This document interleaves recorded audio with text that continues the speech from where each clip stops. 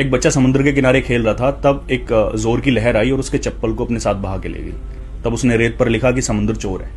फिर एक मछुआरे ने बहुत सारी मछलियां समुद्र से पकड़ी और उसने रेत पर लिखा कि समुद्र मेरा पालनहार है। एक बूढ़ी औरत का बेटा उसी दिन समुद्र में डूबकर मर गया। उसने लिखा कि समुद्र हत्यारा है। एक बूढ़ा आदमी जो कमर झुकाकर समुद्र के किनारे जा रहा था, उसको एक सीप में मोती मिला। उसने लिखा कि समुद्र दानी है। फिर अचानक से एक बहुत बड़ी लहर आई और जितना भी लिखा हुआ था सब मिटाकर चली गई।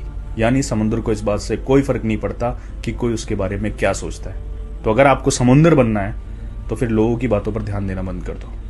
अगर आप सही हो तो अपनी मौज में रहो, क्योंकि लोगों की बातें तो परिस्थितियों के हिसाब से बदलती रहती हैं। आप सक्सेसफुल हैं, वेल सेटल्ड हैं, फिर भी आप इतने डाउन टू अर्थ कैसे हैं? आप में इतनी सादगी क्यों है? ईगो किस बात की भाई?